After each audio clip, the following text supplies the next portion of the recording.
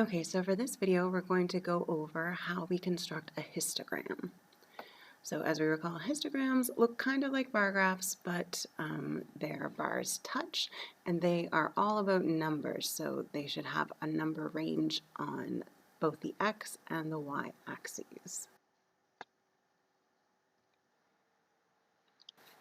Okay, so we're looking at this data that is COVID cases by age, and this is for the northern health region of Manitoba. So we have the age ranges broken down into 10-year, what are called bins. So 0 to 10, 10 to 20, 20 to 30, 30 to 40, all the way up to 90 to 100. And then we have the number of cases associated with that age range. Now, it's important to note that the numbers that are sort of like go with both. So, for example, 10, we have the 0 to 10 age range and then the 10 to 20 age range.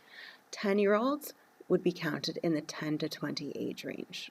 20-year-olds would be in the 20 to 30. So it always goes in the bin above, not below, okay?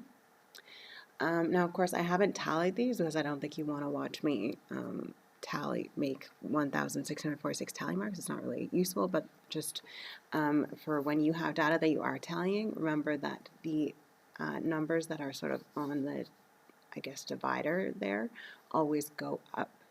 So now I'm going to use this to create a histogram. So I'm going to put my age ranges along the bottom, along the x-axis, and I'm going to put the number of cases up the y-axis.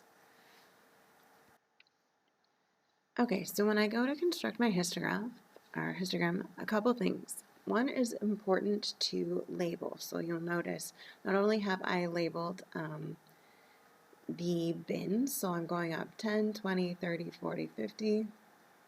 So I'm going up evenly along the bottom there. And along the side, I'm skip counting by 200s in order to fit all of my numbers in. Because I have to go up, my highest number is 1,646. So I need to make sure that I have room on my graph for that. And so I've labeled the frequency there, and I've given my graph a title. It says COVID cases by age. So then I just need to fill all of these in. So like I said, the highest one actually is the first one in the 0 to 10. So I have 1,646. So if this is 1,600 and the next one would be 1,800, halfway between would be 1,700, and then 1,646 is about halfway between there. So it's about a quarter of the way. So I'm going to estimate it's about right there. So then I'm going to use a ruler to draw a nice straight line, and I want a straight vertical line and a straight horizontal line. And I'm going to do that for each bar. Okay, and so there is my histogram. Again, we just sort of, so the 0 to 10 range, I went to the values, drew a line across, drew a line down. You can shade in the bars if you want to. You don't necessarily have to. Again, we want to use rulers to make things look fairly neat. This isn't exactly what one would call perfectly neat, but I'm not honestly very good at drawing on the computer. So, so that's a histogram.